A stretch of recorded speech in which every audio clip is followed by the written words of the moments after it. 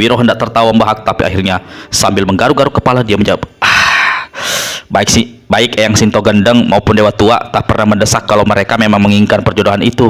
Lalu, jadi terserah pada kalian yang muda-muda kalau begitu. Bisa saja aku katakan seperti itu, kek. Namun kami pun tidak pernah membicarakan hal itu. Anggini seorang gadis yang segala sesuatunya tak bisa harus ditentukan oleh orang lain. Bagus. Bagus bagaimana maksudmu, kek? Wiro mengejar dengan pertanyaan. Dalam hati semakin berat dugaannya bahwa tua gila memang ingin menjodohkannya dengan Putih Andini. Kalau tidak ada perlunya dia menanyakan hubunganku dengan Anggini. Dia tampak senang ketika ku beritahu bahwa guru masing-masing tidak mendesak aku ataupun Anggini pernah lagi membicarakan soal perjodohan itu. Maksudku, jawab tua gila pula, aku gembira kalian bisa berlaku benar-benar sebagai orang dewasa dan serba matang menghadapi masa depan. Tua gila lalu angguk-anggukan kepalanya beberapa kali, lalu dia menyambung ucapannya. Ada satu hal lagi yang ingin kusampaikan padamu. Seseorang menitipkan sebuah kalung sakti bernama kalung permata kejora. Kalung itu seharusnya aku serahkan pada Sabenan Raja. Orang yang menitipkan tidak tahu kalau aku pernah bentrokan besar dengan si nenek dari Gunung Singgalang itu. Celakanya justru kalung itu yang katanya sanggup membunuhku. Sekarang kalung itu tidak ada padaku. Sudah kau serahkan pula pada seorang gadis cantik? Tanya Wiro. Anak setan, jangan mengejek, bentak tua gila dengan mata melotot. Wiro menahan tawa sambil garuk-garuk kepala. Kalung mustika itu lenyap. Aku yakin pasti jatuh ke dalam laut sewaktu diserang oleh Sika Suryajelantik. Sewaktu dia menginginkan kalung permata kejora itu. Kurasa benda itu belum ada di tangannya. Benar, otakmu cerdik juga. Setiap kali hendak membunuhku, dia selalu menanyakan di mana beradanya kalung itu. Aku khawatir kalau benda itu jatuh ke tangan orang lain. Apa Sabenan Raja tahu kalau kalung itu berada padamu? Tanya Putih Sinto Gendeng. Aku pernah mengatakan padanya tidak memberitahu di mana beradanya, karena memang aku sendiri tidak tahu benda itu hilang kemana. Kalau begitu, besar kemungkinan kalung itu berada di dasar laut tempat kau diserang oleh Sika Suryajelantik. Atau barangkali juga berada di tangan anak buah Ratu Duyung. Tua gila jambak-jambak rambut putihnya yang tipis. Aku tidak yakin Ratu Duyung mengambil benda itu sewaktu aku pingsan di tengah laut. Kalau dia menemukan, pasti dia akan kembalikan padaku. Lagi pula, waktu aku meninggalkan tempat kediamannya, aku tidak bertemu dengan dia. Menurut anak buahnya, Ratu Duyung yang tengah berada di satu tempat untuk satu urusan penting. Kapan terakhir sekali kau bertemu dengan dia? Wiro coba mengingat. Waktu itu aku sedang bersama Bidadari Angin Timur. Ratu Duyung tiba-tiba muncul. Agaknya dia merasa tidak enak atau cemburu melihat aku berdua-duaan dengan Bidadari Angin Timur, lalu pergi begitu saja tanpa sempat membicarakan apa-apa. Bidadari Angin Timur sendiri kemudian pergi pula tanpa setahuku. Agaknya dia juga menanam rasa cemburu besar terhadap Ratu Duyung. Tua gila tertawa terkekeh-kekeh dan geleng-gelengkan kepalanya berulang kali. Kek, apa yang lucu? Ada apa kau tertawa? Aku wajib mengingatkan dirimu, anak muda. Kau tahu akibat ulahku di masa muda, terlalu banyak punya kekasih. Di hari tua, begini semua mereka itu menjadi musuhku, ingin membunuhku. Aku tidak ingin hal itu terjadi atas dirimu. Aku memang banyak kenalan gadis-gadis cantik, kek. Tapi mereka semua adalah teman-teman biasa. Ya, mungkin kuanggap sebagai saudara. Soal kekasih yang aku suka cuma seorang, yaitu Bidadari Angin Timur. Tua gila kembali tertawa. Sifat pemuda dan pemudi, kalau sering berdekatan, walau tadinya tidak ada hubungan apa-apa, bisa saja terjadi sesuatu. Kau tahu, anak muda, kalau di suatu tempat misalnya, kau hanya berduaan saja dengan seekor kambing, lama-lama kambing itu bisa saja kau lihat cantik juga, seperti cantiknya seorang gadis. Apalagi seorang gadis sungguhan, walau tadinya kau tidak menyukainya. Jadi hati-hati anak muda, jangan sampai nanti ada yang bilang gurunya kencing berdiri, muridnya kencing menungging. Tua gila usap dua matanya yang lebar dan berair. Dia memandang ke langit. Matahari sudah tinggi. Cukup lama kita meninggalkan nenek itu. Kalau begitu kita segera saja kembali ke gua, kata Wiro. Ya, tapi masih ada satu hal yang ingin kusampaikan padamu. Apalagi, kek? Tanya Wiro kurang sabaran. Belakangan ini ada kabar yang meriwayatkan adanya satu makam disebut makam setan di sebuah pulau di pantai barat Andalas. Aku jadi ingat pada peristiwa yang kita alami beberapa waktu lalu. Datuk Tinggi Raja di Langit, bangsat yang menjerumuskan kita ke dalam makam batu. Mungkinkah dia masih hidup? Apa yang membuatmu berpikiran seperti itu, kek? Tanya Wiro. Di pantai barat Pulau Andalas ramai dibicarakan orang tentang sebuah kuburan yang beri nama makam setan. kalau ternyata makam itu ada sangkut pautnya dengan Datuk Tinggi Raja di langit. Mengapa setan tua itu masih kau pikirkan, kek? Dia sudah lama jadi jerangkong di liang batu itu, kata Wiro pula. Baiknya kita segera kembali ke gua, kek. Tua gila mengangguk. Ketika mereka sampai di gua di kaki bukit, si Kesura Jelantik tak ada lagi di tempat itu. Apa yang terjadi? Ujar tua gila sambil memandang berkeliling. Jangan-jangan nenek itu kabur melarikan diri, ujar Wiro. Tidak mungkin, kakinya masih cedera. Lagi pula, dia masih dalam keadaan tertutup. Ketika kita tinggalkan, sesuatu telah terjadi. Ada orang yang mencurinya. Kau tunggu di sini. Aku akan menyelidik dalam keadaan sekitar sini. Tak lama kemudian, tua gila muncul kembali. Tak ada tanda-tanda dia. Kemana lenyapnya nenek itu? Wiro menunjuk ke tanah di depan mulut gua. Ada bekas-bekas telapak kaki. Lebih dari 2 orang. Kau betul. Aku bisa membedakan jejak mereka dengan bekas kaki kita. Bagaimana sekarang? Aku harus mencarinya, jawab tua gila. Kau bermaksud mencari nenek itu? Buat apa mempersusah diri? Padahal dia benci setengah mati padamu. Soal kebencian itu tidak ada hubungannya dengan kelenyapannya. Aku harus menyelidik, Wiro. Nenek brengsek itu hendak membunuhmu. Mengapa kini kau mengkhawatirkan dirinya? Ingat urusan di masa muda. Kalau kau berpikir sampai di situ, dia benar-benar akan membuatmu celaka. Heran, nenek jelek begitu saja masih ada yang mau menculik. Jangan mulutmu anak muda, hardik tua gila dengan perang. Terserah, kau mau bilang apa? Bagaimanapun, aku harus mencarinya. Jangan harap sekali ini aku mau ikut denganmu, kek, kata Wiro. Tua gila tampak cemberut dengan ketusnya menjelang. Aku juga tidak mengajakmu. Tua gila siap berkelebat pergi. Tunggu. Seru Wiro. Anak setan, apalagi maumu? Bentak tua gila. Bola matanya seperti mau keluar dari rongga yang cekung. Wiro menunjuk ke batang pohon besar di belakang tua gila. Lihat, ada guratan tulisan di batang pohon itu. Kau bergurau atau hendak menipuku, anak muda? Siapa yang bergurau? Siapa yang menipu? Lihat, ada baca sendiri, ujar Wiro setengah kesal. Lalu melangkah melewati situ. Si orang tua mendekati pohon besar. Tua gila putar tubuhnya. Apa yang dikatakan pendekar 212 memang bukan senda gurau. Pada batang pohon yang kulitnya terkelupas ada sebaris tulisan berbunyi, jika mencari si Kesura Jelantik, silahkan datang ke lembah akhirat. Jahanam, rutuk tua gila.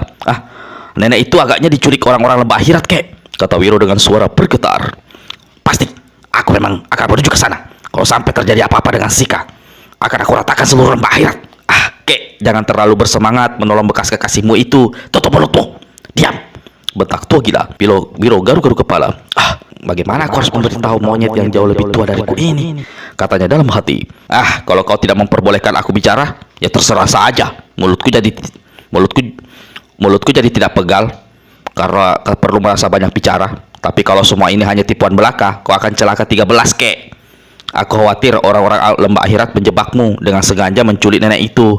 Kalau kau sanggup membebaskan si Kesura Jelantik, lalu apa untungmu? Apa sebenarnya mau menyelamatkan orang yang jelas-jelas telah mencoba membunuhmu sampai beberapa kali? Sudah, kau urus urusanmu, aku urus urusanku. Habis berkata begitu, tua gila lantas berkelebat tinggalkan tempat itu. Dasar orang tua gila, gerutu Wiro sendirian.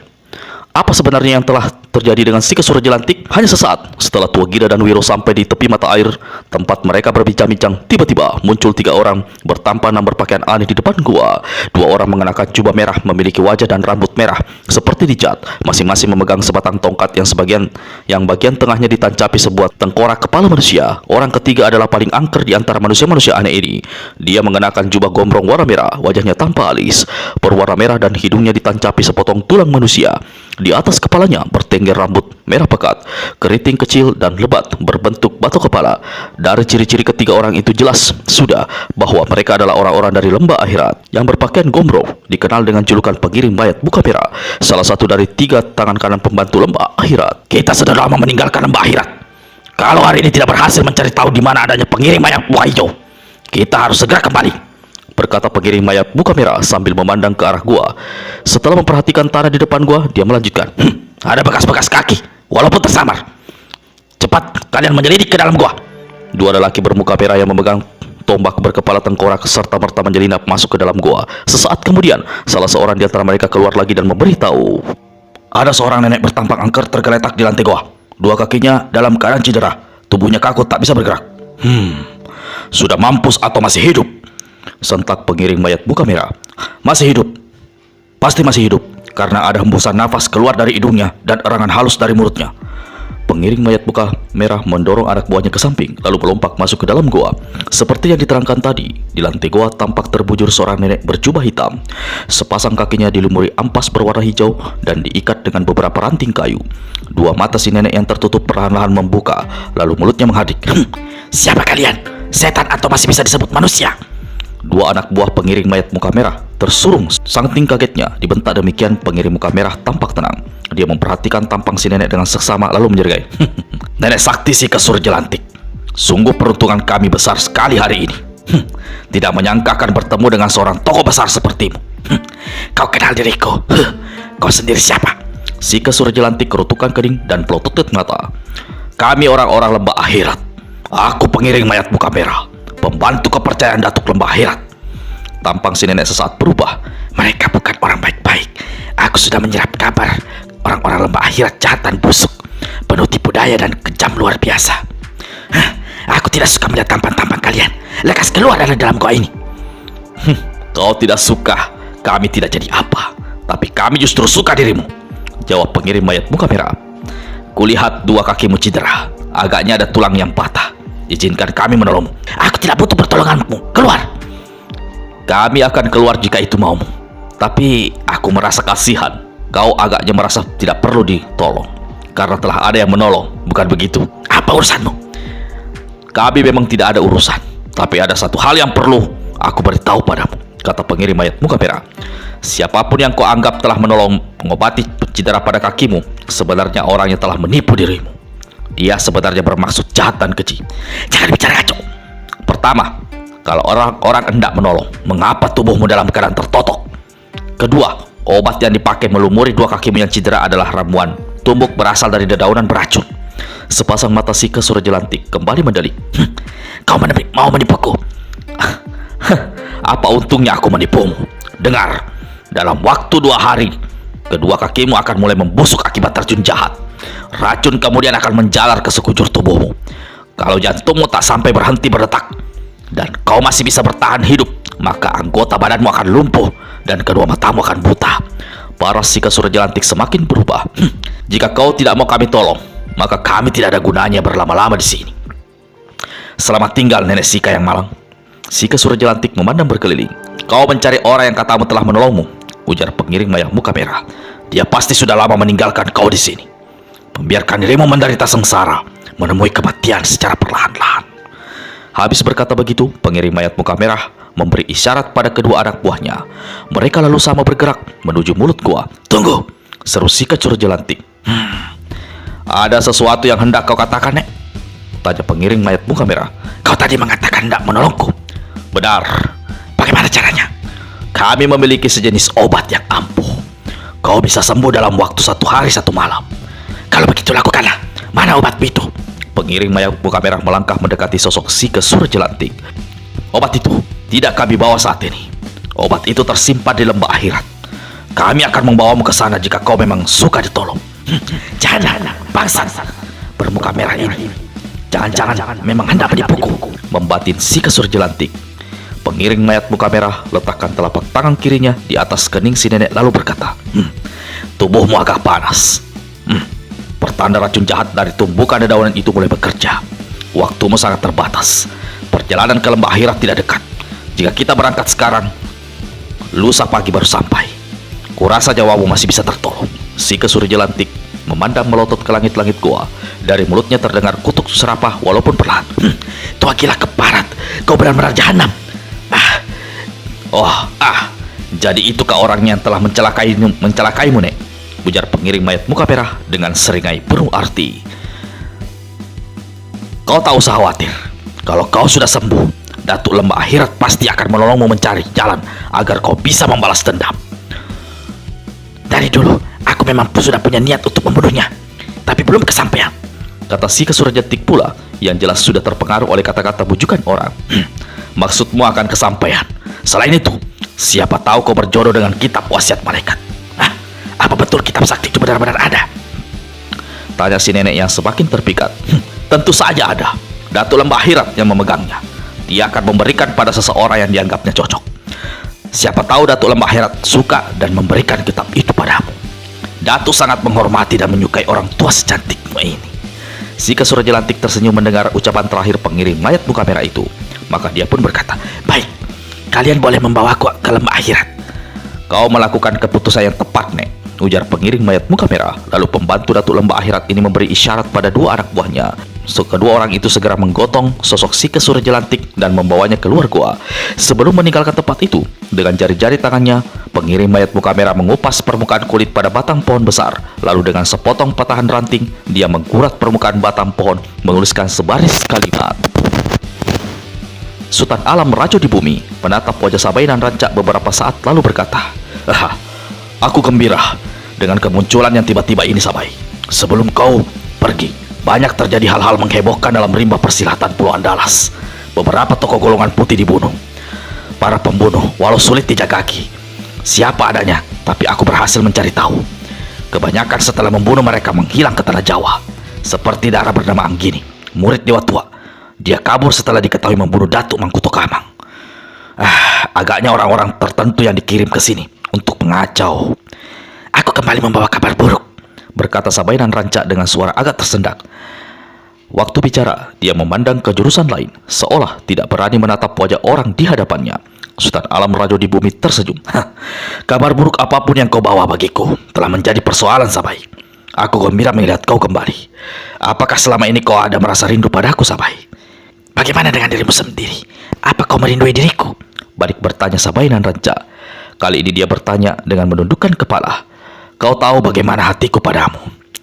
Rasanya ingin aku balikkan langit, ingin ku tarik matahari, agar cepat berganti siang, agar aku segera dapat bertemu denganmu." "Sultan, kau lagi-lagi memanggilku dengan sebutan itu. Sudah berapa kali aku mengatakan, jika kita berdua-dua seperti ini, kau harus memanggilku dengan nama asliku." Sabainan Rancak tersenyum. Suto abang," kata si nenek, yang akhirnya menyebut nama asli Sultan Alam Rajo di bumi. "Aku khawatir kerinduanmu akan berubah menjadi kemarahan setelah tahu kegagalan apa yang kubawa pulang ke Singgalan ini." "Kau boleh membawa 1000 kegagalan, Sabai. Hatiku tidak akan berubah. Kau tahu bagaimana aku mengasihimu. Aku membutuhkan dirimu, kau membutuhkan diriku. Kita orang-orang patah hati yang diterjang cinta dan bertemu dalam satu perasaan." Sultan Alam alias Suto Abang diam sesaat. Diulurkannya tangannya memegang jari-jari si nenek. "Aku sudah mengatakan isi hatiku. Apalagi yang kau khawatirkan, Sabai?" "Terus terang aku menaruh khawatir kalau lama-lama hubungan kita diketahui orang luar." Lelaki tua bertubuh tinggi besar itu bangkit dari kursi batu yang didudukinya. "Selama kita sama-sama memegang rahasia, rasanya tidak ada yang perlu ditakutkan. Manusia hidup bercinta adalah hal yang lumrah saja. Mengapa kita harus dikecualikan?" "Aku masih punya satu kekhawatiran lain, Suto," kata Sabainan Rancak pula. Katakan saja padaku," ujar Suta Alam sambil membelai wajah si nenek dengan jari-jari tangannya. "Aku khawatir kalau Sintoweni." "Jangan kau sebut nama itu. Dalam sisa hidupku ini, aku tidak ingin lagi mendengar nama Sintoweni atau Sinto Gendeng." "Tapi bagaimanapun dulu dia perempuan pengkhianat. Ketika Sukatandika meninggalkannya mentah-mentah, dia melarikan cintanya padaku. Namun kemudian dia tergila-gila dengan kakakku sendiri, hingga aku akhirnya disingkirkan secara halus, dilempar ke Pulau Andalas ini." "Kau salah, Suto. Tidak ada yang menyingkirkan atau melemparkanmu ke sini. Aku sering mendengar tuduhanmu terhadap Sinto Gendeng." "Aku bilang jangan sebut nama itu," teriak Sultan Alam dengan suara menggeledek, dan dua tangan terkepal kencang, tampangnya membesi mengerikan. Saking tak dapat dia menahan luapan amarah, kakek ini tiba-tiba balikkan badan dan menghantam tangan kanannya ke dinding gua. Tanpa suara, tanpa bunyi, tanpa siuran angin, tangan kanannya sampai sebatas pergelangan amblas masuk ke dalam batu gua yang keras. Ketika perlahan-lahan tangan itu ditarik, batu di sekitarnya ikut terbongkar dan dinding gua ini kelihatan satu lubang besar. "Pukulan malaikat maut bendera bumi itu membuat aku ngeri, Suto," kata Sabainan Rancak. "Maafkan kalau aku telah membuatmu marah. Aku tidak bermaksud." Sabai terdiam sesaat. "Namun kalau aku masih boleh bicara, aku tidak yakin dia bergila-gila dengan kakakmu, Suto. Aku dengan perempuan itu keras hati. Mungkin kau hanya korban fitnah. Mungkin juga perempuan yang kau benci itu mengarang lalu menyebar cerita dusta. Yang jelas ada sesuatu yang sampai saat ini belum dapat kau singkapkan. Lain dari itu, kau tidak pernah menceritakan siapa dan di mana adanya kakakmu itu. Kau seolah satu manusia terdiri dari dua sisi saling berbeda. Sisi pertama, kau begitu terus terang padaku. Namun pada sisi kedua, sepertinya kau menyembunyikan sesuatu padaku. Sultan Alam Raju di Bumi alias Soto Abang tertawa lebar. Kau pandai berbicara. Itu yang membuat salah satu alasanku mencintai dirimu. Namun dengar Sabai, aku tidak ingin membicarakan masa silam. Lebih baik kau yang menceritakan pengalamanmu di Tanah Jawa, kata Sultan Alam mengalihkan pembicaraan. Lama Sabai dan Ranca terdiam. Lalu dengan suara perlahan sambil memegang jari-jari tangan Soto Alam Raju di Bumi, nenek berjubah hitam itu berkata, kabar buruk pertama yang bisa kuceritakan adalah tewasnya sahabat kita, Datuk Angek Garang. Kabar itu memang sempat kudengar dari seorang nelayan mata-mata kita belum lama berselang. Hanya saja belum diketahui siapa pembunuh adanya, ujar Sultan Alam Raju di Bumi. Aku menduga keras pelakunya adalah seorang kakek aneh yang berjuluk dan dijuluki kakek segala tahu. Sultan Alam usap-usap muka tuanya yang masih klimis. Manusia satu itu memang bukan orang sembarangan. Kehebatannya bisa disejajarkan dengan para tokoh langka seperti Dewa Tua, si Keparat Sinto Gendeng, dan Tua Gila sendiri. Malah boleh dikata, kakek segala tahu memiliki kehebatan tertentu yang tidak dimiliki oleh tokoh lainnya. Jika memang dia yang membunuh Datuk Angek Garang, kita harus melakukan sesuatu agar di antara sesama golongan putih tidak merebak silang sengketa berkepanjangan. Berita apa lagi yang kau bawa dari Tanah Jawa? Sementara itu, orang-orang lembah akhirat semakin sering meninggalkan markas mereka untuk melakukan hal-hal yang mereka katakan sebagai menyelamatkan golongan putih dari bencana bentrokan satu sama lain. Apakah kau juga menyerap kabar mengenai kitab wasiat malaikat? Tanya Sultan Alam Raju di Bumi. Kitab itu memang telah menjadi pembicaraan para tokoh rimba persilatan. Banyak di antara mereka yang mendatangi lembah akhirat. Namun kabar lebih lanjut tidak diketahui. Mereka yang masuk ke dalam lembah akhirat tidak pernah bisa keluar lagi. Kalaupun kembali muncul di luaran seperti mereka membekal satu tugas. Orang-orang lembah akhirat memang aneh. Mereka bukan orang jahat, tapi juga sukar dikatakan orang-orang baik. Kau harus berhati-hati terhadap mereka, Sabai. Kabarnya sudah ada satu dua tangan kaki tangan Datuk lembah akhirat berkeliaran di Pulau Andalas ini. Aku ingin melakukan penyelidikan apa sebenarnya yang ada di lembah akhirat yang kabarnya begitu menggegerkan. Namun kau tahu waktuku sangat terbatas. Usiaku sudah begini lanjut. Lagi pula aku merasa sudah saatnya mulai menjauhi segala macam urusan dunia. Kalau kau mempercayai, aku sanggup mewakili. Namun tanpa tambahan ilmu pengetahuan atau kesaktian agaknya sulit sekali bagiku untuk kembali ke Tanah Jawa. Jangan terlalu berputus asa, Sabai. Adakah satu kejadian yang membuatmu kini merasa takut kembali ke Jawa? Bukan rasa takut, Suto, tapi rasa was-was, jawab Sabai nan Ranca. Sultan Alam Raju di Bumi tersenyum. Kepalanya didekatkan ke muka si nenek untuk mencium pipi, leher, dan kuduknya. Hingga si Sabai nan Ranca menggeliat dan keluarkan suara mendesah. Rasa was-was adalah permulaan dari rasa takut. Ceritakan terus terang apa yang kau alami dan menyebabkan kau mempunyai perasaan seperti itu, kata Sultan Alam setengah berbisik ke telinga Sabai nan Ranca. Si nenek yang terangsang oleh ciuman Sultan Alam lebih dahulu berusaha menindih gejolak darahnya lalu berikan keterangan. 2 kali aku hampir dapat menghabisi Tua Gila. Namun 2 kali dia diselamatkan oleh seorang perempuan aneh berkepandaian tinggi mengenakan pakaian dan penutup wajah berwarna kuning. Yang membuat aku benar-benar merasa terpukul, dia sanggup menahan pukulan kipas neraka dan mendorong hawa sakti yang kumiliki masuk kembali ke dalam kedua tanganku. Aku tidak malu mengatakan bahwa jika orang itu mau, dia bisa membuatku celaka waktu menghantam balik seranganku. Jadi kau tidak mengalami cedera ketika orang itu menghantam balik pukulan saktimu? Tanya Sultan Alam dengan kening terkerut. Untungnya tidak, jawab Sabai nan Ranca. Lalu apa yang terjadi dengan tangan kananmu? Kulihat ada tanda-tanda kulit dan daging tangan kananmu terkelupas. Cedera ini terjadi dalam bentrokan kedua. Aku berusaha menghantam kepalanya agar bisa membunuhnya dengan cepat. Orang bercadar menangkis dan inilah akibatnya. Sultan Alam bergumam. Kita harus mencari tahu siapa adanya orang itu. Kalau tidak, pasti bahaya lebih besar akan menimpa dunia persilatan. Orang-orang golongan putih agaknya sudah terpecah-pecah oleh hasut dan fitnah. Kau tidak usah khawatir. Aku akan mengobati lukamu itu. Sekarang masih ada hal lain yang hendak kau sampaikan. Ada satu tokoh baru muncul yang memiliki kepandaian setara Tua Gila. Orang ini memperkenalkan diri dengan julukan Iblis Pemalu. Walau dia kelihatan berpihak pada kelompok Tua Gila, namun sulit diduga apakah dia benar-benar seorang tokoh golongan putih. Tanah Jawa semakin dipenuhi tokoh-tokoh aneh berkepandian tinggi. Kita harus melakukan sesuatu, Sabai. Kau memang perlu mendapat tambahan ilmu baru. Di samping itu, kita harus bertindak memakai siasat. Hanya sayang, aku tidak dapat memberi ilmu kepandian apa-apa padamu. Seperti kau ketahui, aku disumpah untuk tidak menurunkan ilmu kepandian apapun kepada siapapun, termasuk ilmu pukulan malaikat bendera bumi tadi. Si kakek maklum kalau sejak lama Sabainan Ranca sangat menginginkan ilmu pukulan sakti itu. Perlahan dianggukkan kepalanya lalu bertanya mengalihkan pembicaraan. Apakah kau pernah mendengar cerita tentang sebuah makam yang disebut makam setan? Terletak di sebuah pulau sunyi dan angker serta rahasia di pesisir barat Andalas. Dulu juga kau pernah mengenalkan. Aku hanya tahu sedikit dan memang pernah berencana untuk menyelidik. Namun karena hasrat ingin mengejar tua gila, rencana menyelidik makam setan itu jadi tertunda. Aku akan mengobati cedera di tanganmu itu, lalu memberitahu apa yang aku tahu mengenai makam setan.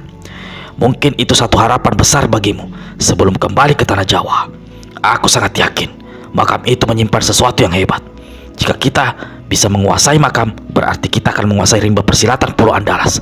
Dan lebih dari itu, tanah Jawa akan berada dalam genggaman kita. Semua urusan itu aku percayakan kepadamu, Sabai. Aku berterima kasih atas petunjuk dan kepercayaanmu, Suto.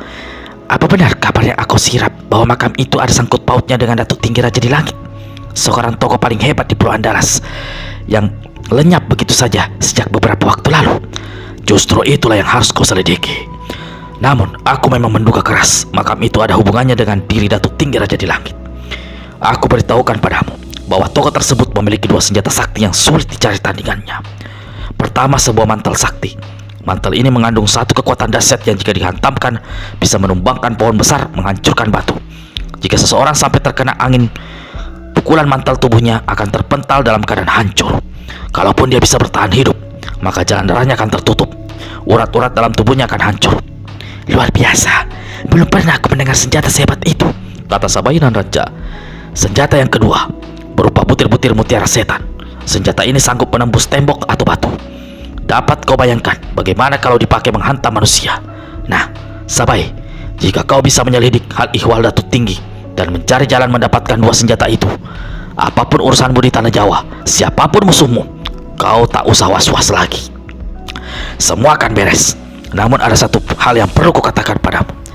Jika kau mendapatkan dua senjata itu, atau salah satu dari keduanya, kau harus menemuiku terlebih dahulu. Kita perlu mengatur siasat. Bagaimana menurutmu? Ada yang hendak kau katakan, Sabai? Sabainan Ranca gelengkan kepala. Semua keteranganmu sudah jelas bagiku, Suto. Bagus. Sekarang lupakan semua urusan dunia. Kau butuh istirahat. Aku akan menemanimu. Kau suka, Sabai? Sebentar, Suto. Tadi kau bilang selanjutnya kita harus bertindak memakai siasat. Apa yang ada dalam otakmu yang penuh akal itu, Suto? Aku mendengar Pendekar Rosa Tuduh Hero Sableng, anak murid si Keparat Sinto Gendeng, dan juga murid si Tua Gila berada dalam malapetaka besar, kehilangan ilmu kepandaian dan kesaktian.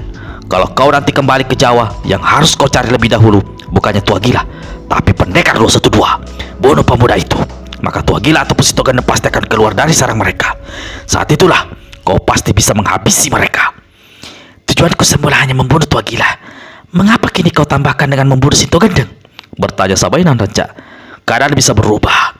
Setiap perubahan bisa mendatangkan keuntungan bagi kita jika kita mau memutar otak. Sabainan Ranca anggukkan kepala. Kau memang pintar, Suto, dan licik. Suto Alam Raja di Bumi alias Suto Abang tertawa bergelak. Jika kita ingin menghadapi kehidupan, pergunakan otak, pergunakan kelicikan. Kalau tidak, orang lain akan mengotaki dan meliciki diri kita. Kita harus kokoh tegar seperti benteng Ketaton, tapi juga harus licik seperti seekor ular. Sultan Alam melangkah ke arah dinding gua. 3 langkah di depan dinding, tiba-tiba terdengar suara berkedekatan. Dinding batu menggeser aneh. Sultan Alam tersenyum dan angkukan kepala, memberi isyarat pada Sabainan Ranca, lalu melangkah masuk ke dalam ruangan batu. Sabainan Ranca mengikuti dengan cepat. Sebelum batu kembali bergeser menutup, masih kelihatan sepasang kakek dan nenek itu saling berpelukan dan berpagut-pagutan. Dalam gelapnya malam dan dinginnya udara menjelang pagi, serta gencarnya deru angin yang bergabung dengan deru ombak, lelaki muda pemilik pukat merapatkan perahunya ke lamping gundukan batu karang. Aku hanya bisa mengantarmu sampai di sini, si pemilik perahu berucap. Sabainan Ranca pelototkan mata lalu memandang ke depan. ke arah gugusan batu karang yang berbaris seolah membentengi pulau kecil di kejauhan sana. Tujuanku adalah pulau di balik batu karang itu. Kurang ajar sekali kau, berani menurunkan aku masih di tengah laut begini rupa. Nek, pulau yang kau tuju hanya tinggal dekat. Air laut di kawasan ini tidak dalam, hanya sebatas pinggul. Kau bisa turun dari perahu dan menuju ke pulau dengan mudah. Jika kau tidak mau pakaianmu basah, kau bisa melompat dari satu batu ke batu karang dan ke batu karang yang rendah yang membujur sampai ke pulau sana. Kau benar-benar kurang ajar, berani mengajariku. Aku tidak akan membayar sewa perahumu. Jangan, Nek, jangan lakukan itu. Aku sudah menyambung nyawa mau mengantarmu ke sini, kata pemilik perahu setengah meratap. Katakan, mengapa kau tidak mau membawa aku sampai ke pulau sana? Sudah kubilang berulang kali, itu pulau setan. Ada 1000 keangkeran di sana. Berani ke sana, jangan mengharap bisa kembali hidup-hidup. Memangnya di pulau itu ada apa? Tanya Sabai dan Rancak lagi. Jawabnya hanya satu kata, Nek. Maut. Sabai dan Rancak tertawa mengekeh. Mendadak di kejauhan, dari arah pulau lapat-lapat terdengar suara aneh, seperti suara lolongan anjing. Seperti suara lolongan anjing, desis Sabai dan Rancak. Kurasa itu baru satu saja dari keanehan yang menyeramkan. Aku minta bayaranku sekarang juga, Nek. Sabai dan Rancak bergumam. Dari balik jubah hitamnya dikeluarkannya sesuatu yang diberikannya pada si pemilik perahu. Yang diberikan bukan uang, tapi sepotong kecil perak. Semula lelaki itu hendak mengembalikan perak itu pada Sabai, tapi setelah menilai, akhirnya dia berkata, masih kurang, Nek. Paling tidak kau harus memberikan 3 keping perak sebesar ini. Kalau kau mau menunggu sampai aku kembali, aku akan berikan kau 10 keping perak sebesar itu. Apa jawabmu? Menunggu di sini, tidak mendarat di pulau sana. Sabai mengukur jarak antara perahu di mana dia berada, memperhatikan letak batu-batu karang rendah yang tersusun ke arah pulau, lalu anggukkan kepala. Berapa lama aku harus menunggumu, Nek? Aku khawatir. Apa yang kau khawatirkan? Sentak Sabai dan Rancak. Aku menunggu, ternyata kau tidak pernah kembali. Maksudmu, aku menemui kematian di pulau setan itu? Kira-kira begitu, Nek. Sabai dan Rancak tertawa berkelahi. Aku memang tidak punya nyawa rangkap, tapi aku pasti kembali. Tunggu di sini dan jangan berani menipuku. Dari balik jubahnya si nenek keluarkan segulung tali. Dia membuat semacam buhul besar. Buhul ini dilemparkannya hingga masuk dan menjirat di ujung lancip batu karang di samping perahu. Ujung satunya lagi diikatkan ke tiang besar perahu. Lalu dia berpaling pada pemilik perahu sambil menyerengai dan berkata, tali ini bukan tali biasa. Buhul dan ikatannya bukan ikatan biasa. Tidak ada yang bisa melepaskan. Jangan harap kau bisa memutus tali dengan senjata tajam atau membakar dengan api. Berarti kau tetap di sini sampai aku kembali.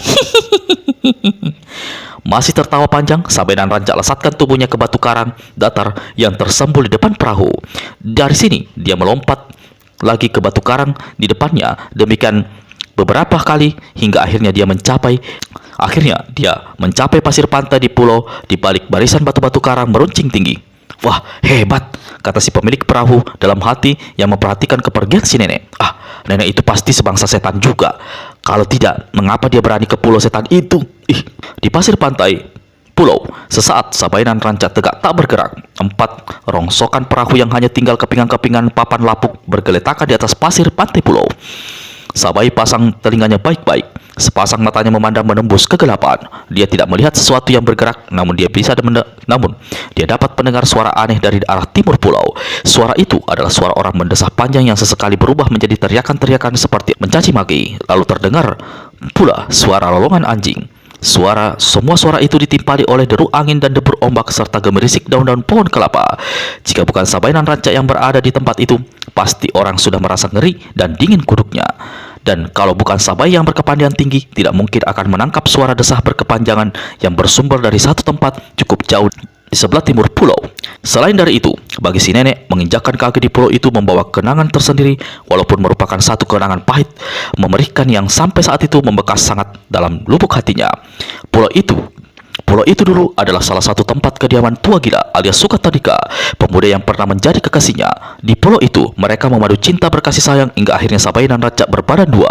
Sebelum bayi yang dikandungnya lahir, Tua Gila meninggalkannya begitu saja. Si nenek menarik nafas panjang beberapa kali. Setelah memperhatikan keadaan di sekelilingnya sekali lagi, baru Sabai dan Rancak berkelebat cepat ke arah timur. Karena pulau itu tidak seberapa besar, maka cepat sekali dia sampai di tempat itu yang ternyata gugusan batu karangnya lebih besar dan lebih tinggi. Sabai menyeruak di antara lamping-lamping batu karang dan hentikan langkahnya di satu tempat gelap di bawah bayang-bayang batu karang tinggi.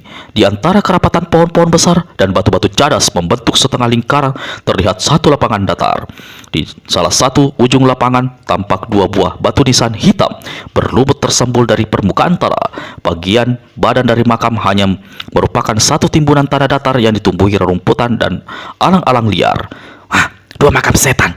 Keanehan yang menggedikan, kata Sabainan Ranca dalam hati. Pandangannya kemudian membentur pada dua onggok jerangkong tengkorak manusia yang tulang belualnya tidak lagi memutih, tapi telah terselubung tanah dan lumut. Lalu, dari kiri kanan, dua makam terpancang beberapa buah tiang kayu. Pada dua tiang tergantung dua jerangkong manusia dalam keadaan terkulai. Keadaan di tempat itu benar-benar menggigitkan. Ada 4 orang korban pembunuhan keji. Pasti terjadi beberapa lama lalu. Siapa kira-kira pelakunya? Sabainan Ranca melangkah mendekati dua makam bernisan batu hitam itu. Langkahnya tertahan ketika di kejauhan tiba-tiba terdengar suara raungan anjing. Lalu, keadaan kembali sunyi. Si nenek diam sesaat, kemudian palingkan kepalanya ke arah makam di sebelah kiri. Dari arah makam itu sekonyong-konyong terdengar suara-suara aneh. Suara apa itu? Pikir Sabainan Ranca. Tanah yang dipijaknya terasa bergetar. Seperti suara sesuatu dipukul berulang-ulang. Ini kain masuk soto abang dengan makam setan itu. Sabai meneruskan langkahnya. Gerakannya kembali tertahan. Begitu dari liang makam sebelah kiri terdengar seperti suara orang meraung. Dalam makam di sebelah kiri jelas ada makhluk hidup. Aneh, mana mungkin orang yang sudah dikubur masih hidup. Langit masih kelam, malam masih gelap, dan tiupan angin serta deru ombak di laut terdengar lebih keras. Langit masih kelam, malam masih gelap, dan tiupan angin serta deru ombak di laut terdengar lebih keras. Sabai tenangkan gejolak hatinya. Kalau tadi dia hanya melangkah, maka kini dia membuat suatu kali lompatan, dan gerakannya ini membuat dia serta-merta berada di samping kiri makam. Di sini, dia tegak berdiam diri, telinganya dipasang, tak berani membuat suara. Telinganya dipasang dan matanya menatap makam tak berkedip. Lalu ada suara orang mendesah. Sunyi sesaat, menyusul suara teriakan memaki. Tak jelas apa yang diteriakkan atau dimaki, tapi suara yang seolah terpendam itu jelas berasal dari dalam liang makam di hadapannya. Sabai perhatikan nisan makam yang terbuat dari batu hitam. Lalu kepalanya dikekatkan agar bisa melihat apa yang tertulis di batu itu. Selain gelap, batu nisan itu juga kotor berselimut tanah. Dengan tangan kirinya, Sabai mengusap permukaan batu nisan. Astaga! Si nenek keluarkan suara tercekat ketika yang tertulis di batu hitam itu adalah nama Tua Gila. Bagaimana mungkin? Orangnya masih hidup, tapi kubur lengkap dengan namanya sudah ada di tempat ini. Si nenek beranjak ke makam satunya. Seperti tadi, dia menggosok bagian dasar batu nisan. Kembali dia tersentak. Di batu nisan satunya ini tertera nama Wiro Sableng. Rahasia apa yang sebenarnya ada di balik keanehan seram dua makam ini? Pikir Sabainan Ranca. Baru saja dia membatin begitu, tiba-tiba dari makam di sebelah kiri terdengar suara tuk, tuk, tuk. Menyusul suara orang berteriak-teriak tak karuan. Karena tidak jelas, Sabainan Ranca tempelkan telinga kirinya pada batu nisan hitam di makam sebelah kiri. Tuk, tuk, tuk. Sabai kerahkan tenaga dalam lalu ketuk-ketuk batu nisan hitam. Tuk, tuk, tuk. Suara pukulan dari dalam liang kubur terdengar makin keras dan terus-terusan. Hai, siapa di dalam makam? Tidak sabaran, Sabainan Ranca berteriak. Tentu saja dengan pengarahan tenaga dalam hingga suaranya bergema keras di malam yang kelam menjelang pagi itu. Siapa yang berteriak di luar sana? Setan atau manusia? Harap sudi membebaskan diriku dari makam jahanam ini. Terdengar lagi suara pukulan yang menggetarkan batu nisan disusul lapat-lapat suara seseorang minta tolong. Kau sendiri, manusia atau setan? Balik berteriak Sabainan Ranca. Aku manusia, tapi mungkin sudah 2/3 jadi setan, jawab orang di dalam makam. Lekas bebaskan diriku dari makam keparat ini. Aku tidak membawa peralatan. Bagaimana mungkin bisa menggali makammu? Seru si nenek. Aku akan tunjukkan rahasianya. Makam ini terbuat dari batu. Melangkahlah ke belakang batu nisan. Periksa tanah di sekitarnya. Kau akan menemukan sebuah tonjolan batu hitam. Tekan batu itu kuat-kuat. Batu penutup makam akan terbuka. Sabainan Ranca melangkah ke bagian belakang batu nisan hitam makam sebelah kiri itu. Kakinya digesek-gesekkan ke tanah sampai akhirnya dia menyentuh sesuatu. Si nenek membungkuk. pergunakan tangannya untuk menggali. Aku sudah menemukan batu hitam di belakang nisan. Berteriak Sabainan Raja. Bagus, demi setan, aku berharap peralatan rahasianya tidak macet. Orang di dalam makam berseru. Peralatan rahasia apa? Tanya Sabainan Raja tidak mengerti. Tidak perlu bertanya. Tekan batu itu dengan tanganmu. Kalau tidak ada gerakan, pergunakan kakimu. Lakukan cepat. Ratusan hari mendekam di liang makaraka ini, nyawaku hanya sudah sampai di tenggorokan. Sabainan Raja tidak melakukan apa-apa. Dia diam saja tapi otaknya bekerja. Hei, apakah kau sudah lakukan? Makhluk di dalam makam berteriak. Sebelum aku menolongmu, kita perlu membuat perjanjian lebih dahulu. Jawab Sabainan Raja. Jahanam, perjanjian apa? Pertama, terangkan dulu siapa dirimu. Orang di dalam liang makam tak segera menjawab. Lalu dia malah terdengar bertanya. Mengapa kau ingin tahu siapa diriku? Kalau ternyata aku hanya menolong seseorang bangsat kecoa, apa untungnya? Mungkin juga kau benar-benar setan yang hendak mengganggu dan mempermainkan diriku. Bukankah makammu ini yang disebut orang sebagai makam setan? Setan. Dari suaramu aku tahu kau seorang perempuan. Kau manusia licik. Terserah kau mau bilang apa. Kau mau mengatakan siapa dirimu, atau aku segera pergi saja dari tempat celaka ini? Tunggu. Aku akan berterangkan siapa diriku. Sialan. Kau benar-benar menambah siksaanku. Jawab orang di dalam makam. Aku, Datuk Tinggi Raja di Langit. Nah, kau sudah tahu. Apa kau puas sekarang? Ayo, tepati janjimu. Tekan batu hitam itu. Jangan kau berani mengaku-ngaku. Datuk Tinggi Raja di Langit bukan manusia sembarangan. Bagaimana mungkin dia bisa berada dalam makam ini dan masih hidup? Kau benar-benar perempuan sialan. Kalau kau ingin bertanya, jawab nanti saja setelah aku keluar dari tempat celaka ini. Mana bisa begitu? Aku yang akan menolongmu. Aku yang mengatur. Aku tidak percaya kau adalah Datuk Tinggi Raja di Langit. Bagaimana kau bisa membuktikannya? Teriak Sabainan Raja. Perempuan setan. Aku tidak perlu memberikan segala macam bukti. Jika kau tidak percaya, pergi saja ke neraka. Ratusan hari dikubur di sini. Aku sebenarnya sudah pasrah mampus sejak dulu-dulu. Siapa yang menguburmu hidup-hidup di makam setan ini? Sabai ajukan pertanyaan sekaligus memancing agar orang mau memberi keterangan. Dua jahanam. Satu tua bangka sedeng, satunya pemuda edan keblinger. Mereka bernama Tua Gila dan Wiro Sableng. Dua makam setan batu di pulau ini sebenarnya aku sediakan untuk mereka. Tentu saja Sabainan Raja jadi terkejut karena tidak menyangka akan mendengar penjelasan seperti itu. Dia lantas teruskan pancingannya. Setahuku, Datuk Tinggi Raja di Langit memiliki kepandaian dan kesaktian tidak lebih rendah dari dua orang itu. Bagaimana mungkin kau bisa mereka pendam di tempat ini? Aku kena tipu licik mereka. Oh, begitu. Lalu mayat siapa yang ada di makam satunya? Makam itu kosong. Wiro Sableng berhasil meloloskan diri. Katamu kau sudah terpendam selama ratusan hari di makam ini. Bagaimana mungkin kau masih bisa bertahan hidup? Tanya Sabai selanjutnya. Setan menolongku. Makam batu ini lembab berlumut. Aku tidak kekeringan dan tidak kelaparan. Hanya dua anggota tanganku menjadi lemah, sulit digerakkan. Kalau kau benar-benar Datuk Tinggi Raja di Langit, apakah kau masih membekal mantel sakti dan mutiara setan? Dua senjata andalanmu. Orang di dalam liang kubur tak segera menjawab.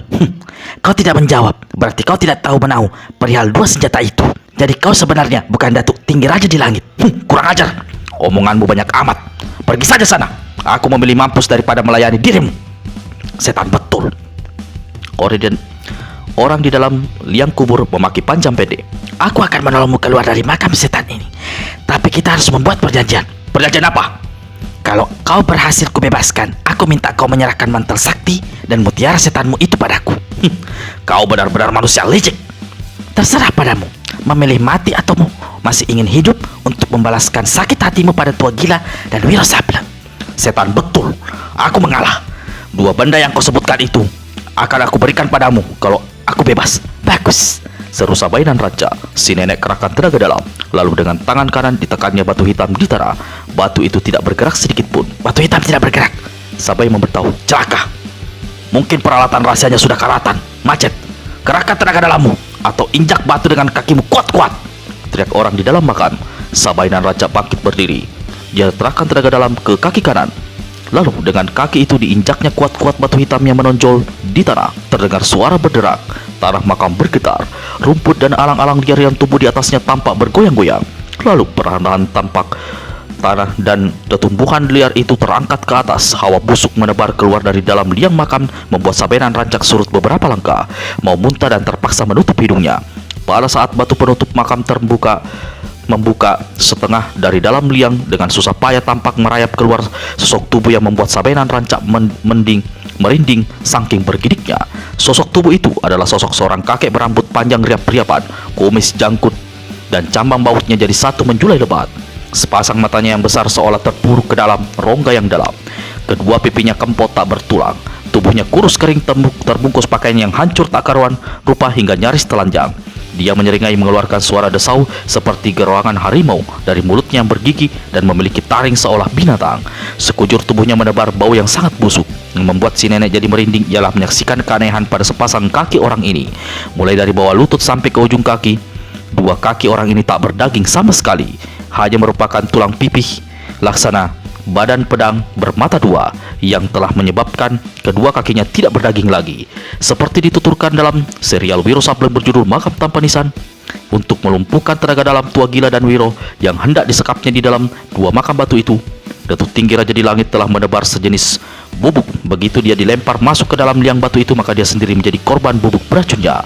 Walaupun begitu, karena ilmunya yang tinggi, dia tidak sampai menderita lemah atau lumpuh keseluruhan. Hanya kedua tangannya yang saja yang tidak bisa digerakkan. Kedua kakinya yang masih bisa digerakkan dipergunakannya untuk menendang batu penutup makam. Suara tendangannya itu, di samping suara teriakannya, diharapkan akan terdengar oleh siapa saja yang berada di pulau dan dapat memberi pertolongan. Selama ratusan hari tersekap dalam liang batu, Datuk Tinggi hidup dari lumut lembab yang bertumbuhan yang di antero liang batu. Dia bernasib untung karena antara liang penyanggah dan lapisan batu penutup makam terdapat celah, walaupun sangat tipis masih bisa memasukkan hawa segar dari luar. Selama ratusan hari disekap, selama itu pula dia memandangi batu penutup makam dengan kedua kakinya. Tidak terasa kedua kakinya menjadi kebal. Dia tak mengalami rasa sakit sama sekali ketika dua kaki yang dipakai untuk menendang. Lama-lama kulit dan dagingnya terkelupas hingga terkikis habis, hanya tinggal tulang-tulang yang memutih dan kebal rasa. Ternyata kelak sepasang kaki yang tinggal tulang ini dapat diandalkan sebagai senjata dahsyat yang akan menggegerkan dunia persilatan. Astaga, inikah Datuk Tinggi Raja di Langit itu?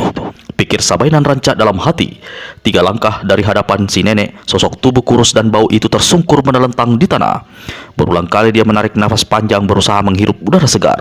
Lalu matanya yang besar berputar memandang ke arah Sabai. Betul kau Datuk Tinggi Raja di Langit? Tanya Sabenan Rancak meragu. Yang ditanya tidak menjawab. Setelah ku tolong, harap kau tidak lupa perjanjian kita. Mana mantel sakti dan mutiara setan yang harus kau berikan padaku?